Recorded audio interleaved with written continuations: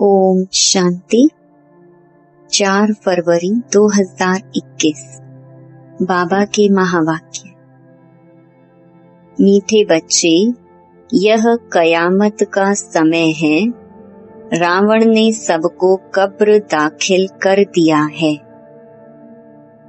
बाप आए हैं अमृत वर्षा कर साथ ले जाने।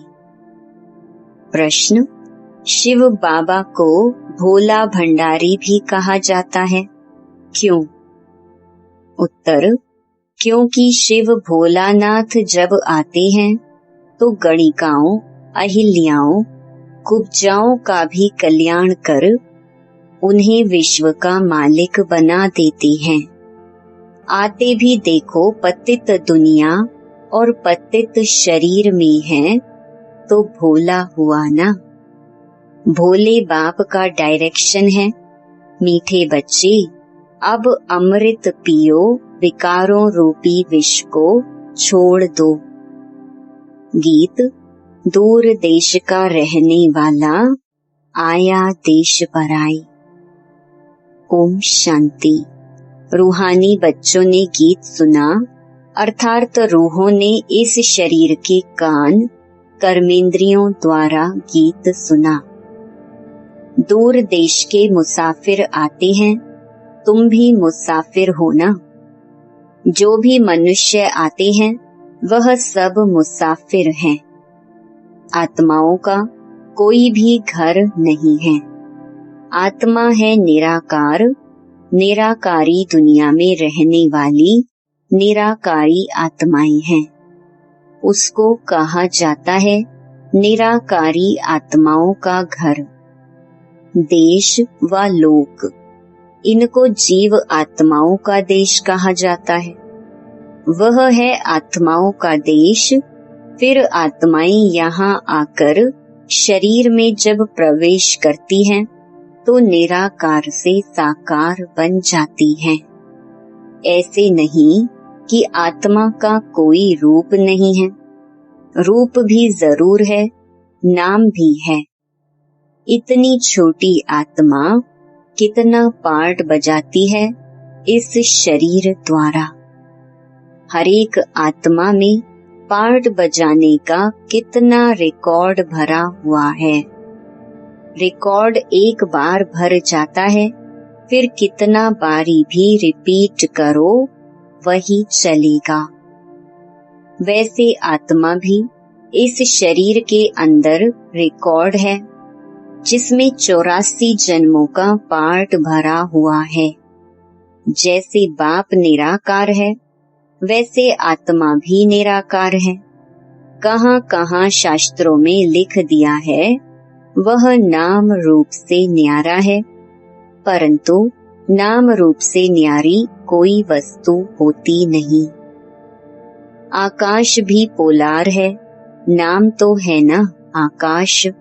बिगर नाम कोई चीज होती नहीं। मनुष्य कहते हैं परम पिता परमात्मा। अब दूर देश में तो सब आत्माएं रहती हैं। यह साकार देश है। इसमें भी 2 का राज्य चलता है, राम राज्य और रावण राज्य। आधा कल्प है राम राज्य, आधा कल्प है रावण राज्य। बाप कभी बच्चों के लिए दुख का राज्य थोड़े ही बनाएंगे। कहते हैं ईश्वर ही दुख सुख देते हैं।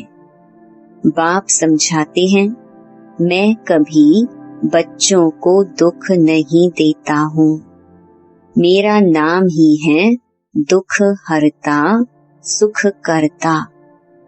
यह मनुष्यों की भूल है। ईश्वर कभी दुख नहीं देंगे। इस समय है ही दुख धाम।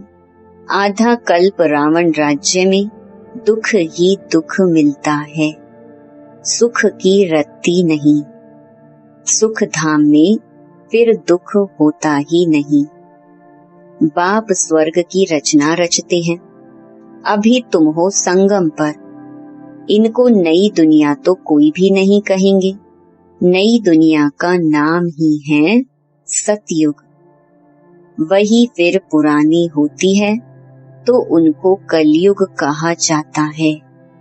नई चीज अच्छी और पुरानी चीज खराब दिखाई देती है तो पुरानी चीज को खलास किया जाता है।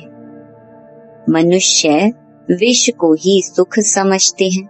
गाया भी जाता है, अमृत छोड़ विष काहे को खाए। फिर कहते, तेरे भाने सर्व का भला। आप जो आकर करेंगे उससे भला ही होगा, नहीं तो रावण राज्य में मनुष्य बुरा काम ही करेंगे।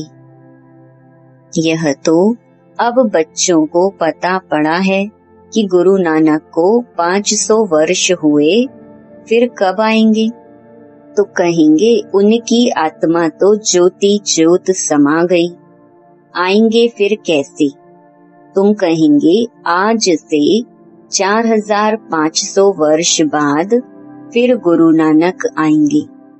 तुम्हारी बुद्धि में सारे वर्ल्ड की हिस्ट्री ज्योग्राफी चक्कर लगाती रहती है। इस समय सब तमो प्रधान हैं। इनको कयामत का समय कहा जाता है। सभी मनुष्य जैसे कि मरे पड़े हैं। सबकी ज्योति उझाई हुई है। बाप आते हैं सबको जगाने। बच्चे जो काम चिता पर बैठ भस्म हो गए हैं, उन्हों को अमृत वर्षा से जगाए साथ ले जाएंगे। माया रावण ने काम चिता पर बिठाए कब्र दाखिल कर दिया है। सभी सो गए हैं। अब बाप ज्ञान अमृत पिलाते हैं। अब ज्ञान अमृत कहाँ और वह पानी कहाँ? सिख लोगों का बड़ा दिन होता है तो बड़े धूमधाम से तालाब को साफ करते हैं, मिट्टी निकालते हैं। इसीलिए नाम ही रखा है अमृतसर, अमृत का तालाब। गुरु नानक ने भी बाप की महिमा की है। खुद कहते एक ओंकार सत नाम। वह सदैव सच बोलने वाला है। सत्य नारायण की कथा है ना। मनुष्य भक्ति मार्ग में कितनी कथाएं सुनते आए हैं। अमर कथा, तीजरी की कथा। कहते हैं शंकर ने पार्वती को कथा सुनाई। वह तो सूक्ष्म वतन में रहने वाले, वहाँ फिर कथा कौन सी सुनाई? यह सब बातें बाप बैठ समझाते हैं कि वास्तव में तुमको अमर कथा सुनाए, अमर लोक में ले जाने मैं आया हूँ। मृत्यु लोक से अमर लोक में ले जाता हूँ। बाकी सूक्ष्म वतन में पार्वती ने क्या दोष किया जो उनको अमर कथा सुनाएंगे? शास्त्रों में तो अनेक कथाएं लिख दी हैं। सत्य नारायण की सच्ची कथा तो है नहीं। तुमने कितनी सत्य नारायण की कथाएं सुनी होंगी। फिर सत्य नारायण कोई बनते हैं क्या? और ही गिरते जाते हैं। अभी तुम समझते हो हम नर से नारायण, नारी से लक्ष्मी बनते हैं। यह है अमर लोक में जाने के लिए सच्ची सत्य नारायण की कथा, तीजरी की कथा। तुम आत्माओं को ज्ञान का तीसरा नेत्र मिला है। बाप समझाते हैं तुम ही गुलगुल पूज्य थे, फिर 84 जन्मों के बाद तुम ही पुजारी बने हो। इसलिए गाया हुआ है आपे ही पूज्य, आपे ही पुजारी। बाप कहते हैं मैं तो सदैव पूज्य हूँ, तुमको आकर पुजारी से पूज्य बनाता हूँ। यह है पतित दुनिया। सतयुग में पूज्य पावन मनुष्य, इस समय है पुजारी पतित मनुष्य। साधु संत गाते रहते हैं पतित पावन सीताराम। यह अक्षर है राइट। सब सीताएं ब्राइड्स हैं। कहते हैं हे राम आकर हमको पावन बनाओ। सब भक्तियां पुकारती हैं। आत्मा पुकारती है, हे राम। गांधी जी भी गीता सुनाकर पूरी करते थे तो कहते थे, हे पतित पावन सीताराम। अभी तुम जानते हो गीता कोई कृष्ण ने नहीं सुनाई है। बाबा कहते हैं, ओपिनियन लेते रहो कि ईश्वर सर्वव्यापी नहीं है। गीता का भगवान शिव है, ना कि कृष्ण। पहले तो पूछो, गीता का भगवान किसको कहा जाता है? भगवान निराकार को कहेंगे व साकार को। कृष्ण तो है साकार, शिव है निराकार। वह सिर्फ इस तन का लोन लेते हैं, बाकी माता के गर्भ से जन्म नहीं लेते हैं। शिव को शरीर है नहीं। यहाँ इस मनुष्य लोक में स्थूल शरीर है।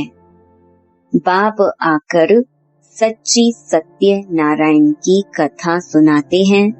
बाप की महिमा है पतित पावन, सर्व का सद्गति दाता, सर्व का लिबरेटर, दुख हरता, सुख करता।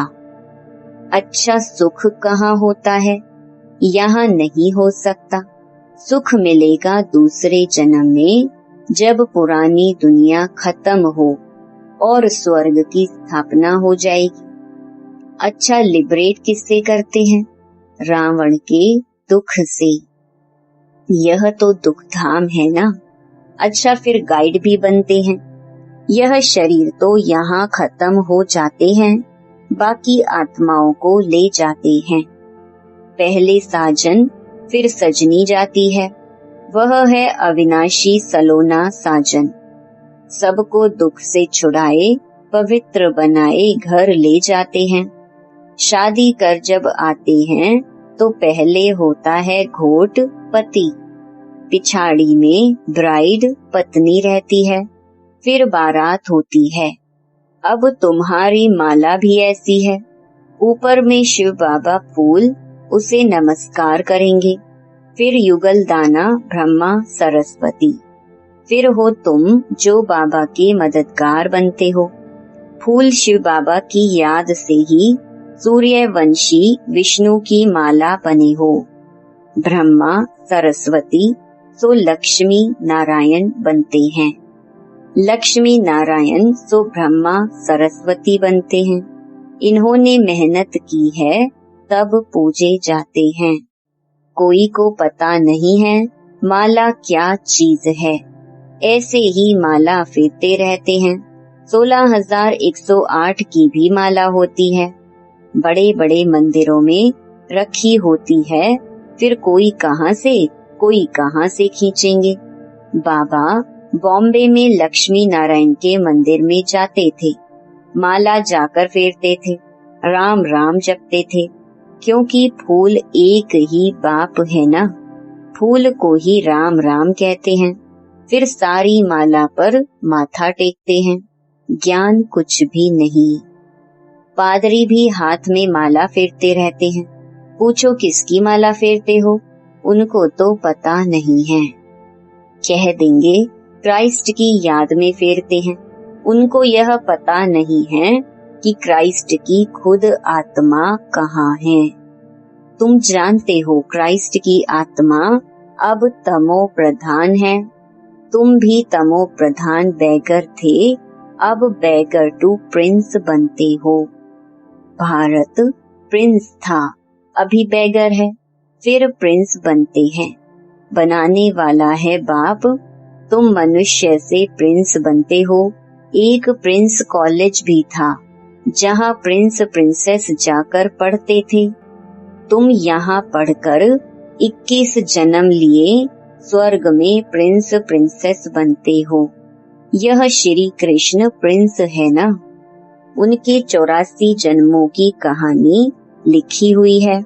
मनुष्य क्या जाने, यह बातें सिर्फ तुम जानते हो। भगवानुवाच वह सबका फादर है। तुम गॉड फादर से सुनते हो, जो स्वर्ग की स्थापना करते हैं, उसे कहा ही जाता है सचखंड। यह है झूठ खंड। सचखंड तो बाप स्थापन करेंगे, झूठ खंड रावण स्थापन करते हैं। रावण का रूप बनाते हैं, अर्थ कुछ नहीं समझते हैं। किसको भी पता नहीं है कि आखरीन भी रावण है कौन। जिसको मारते हैं फिर जिंदा हो जाता है। वास्तव में 5 विकार स्त्री के, 5 विकार पुरुष के। इनको कहा जाता है रावण। उनको मारते हैं, रावण को मारकर फिर सोना लूटते हैं। तुम बच्चे जानते हो यह है कांटों का जंगल। बॉम्बे में बबूलनाथ का भी मंदिर है। बाप आकर कांटों को फूल बनाते हैं। सब एक दो को कांटा लगाते हैं, अर्थात काम कटारी चलाते रहते हैं। इसलिए इनको कांटों का जंगल कहा जाता है। सतयुग को गार्डन ऑफ अल्लाह कहा जाता है। वही फ्लावर्स कांटे बनते हैं, फिर कांटों से फूल बनते हैं। अभी तुम 5 विकारों पर जीत पाते हो। इस रावण राज्य का विनाश तो होना ही है। आखरीन बड़ी लड़ाई भी होगी। सच्चा सच्चा दशहरा भी होना है। रावण राज्य ही खलास हो जाएगा, फिर तुम लंका लूटेंगे। तुमको सोने के महल मिल जाएंगे। अभी तुम रावण पर जीत प्राप्त कर स्वर्ग के मालिक बनते हो। बाबा सारे विश्व का राज्य भाग्य देते हैं, इसलिए इनको शिव भोला भंडारी कहते हैं। गणिकाएं, अहिल्याएं, कुब्जाएं, सबको बाप विश्व का मालिक बनाते हैं। कितना भोला है। आते भी हैं पतित दुनिया, पतित शरीर में। बाकी जो स्वर्ग के लायक नहीं है, वह विष पीना छोड़ते ही नहीं। बाप कहते हैं, बच्चे अभी यह अंतिम जन्म पावन बनो। यह विकार तुमको आदि मध्य अंत दुखी बनाते हैं। क्या तुम इस एक जन्म के लिए विष पीना नहीं छोड़ सकते हो? मैं तुमको अमृत पिलाकर अमर बनाता हूँ, फिर भी तुम पवित्र नहीं बनते हो। विष बिगर, सिगरेट शराब बिगर रह नहीं सकते हो। मैं बेहद का बाप तुमको कहता हूँ, बच्चे इस एक जन्म के लिए पावन बनो तो तुमको स्वर्ग का मालिक बनाऊंगा। पुरानी दुनिया का विनाश और नई दुनिया की स्थापना करना, यह बाप का ही काम है। बाप आया हुआ है सारी दुनिया को दुख से लिबरेट कर सुख धाम, शांति धाम में ले जाने। अभी सब धर्म विनाश हो जाएंगे। एक आदि सनातन देवी देवता धर्म की फिर से स्थापना होती है। ग्रंथ में भी परमपिता परमात्मा को अकाल मूर्त कहते हैं। बाप है महाकाल, कालों का काल। वह काल तो एक दो को ले जाएंगे, मैं तो सभी आत्माओं को ले जाऊंगा, इसलिए महाकाल कहते हैं। बाप आकर तुम बच्चों को कितना समझदार बनाते हैं। अच्छा, मीठे मीठे सिकिलधे बच्चों प्रति माता पिता बाप दादा का याद प्यार और गुड मॉर्निंग। रूहानी बाप की रूहानी बच्चों को नमस्ते। धारणा के लिए मुख्य सार। पहला, इस अंतिम जन्म में विष को त्याग अमृत पीना और पिलाना है, पावन बनना है। कांटों को फूल बनाने की सेवा करनी है। दूसरा, विष्णु के गले की माला का दाना बनने के लिए बाप की याद में रहना है। पूरा पूरा मददगार बन बाप समान दुख हरता बनना है। वरदान, ड्रामा की ढाल को सामने रख खुशी की खुराक खाने वाले सदा शक्तिशाली भव। खुशी रूपी भोजन आत्मा को शक्तिशाली बना देता है। कहते भी हैं, खुशी जैसी खुराक नहीं। इसके लिए ड्रामा की ढाल को अच्छी तरह से कार्य में लगाओ। यदि सदा ड्रामा की स्मृति रहे तो कभी भी मुरझा नहीं सकती। खुशी गायब हो नहीं सकती, क्योंकि यह ड्रामा कल्याणकारी है। इसलिए अकल्याणकारी दृश्य में भी कल्याण समाया हुआ है। ऐसा समझ सदा खुश रहेंगे। स्लोगन: पर चिंतन और पर दर्शन की धूल से दूर रहने वाले ही सच्चे अमूल्य हीरे हैं। ओम शांति।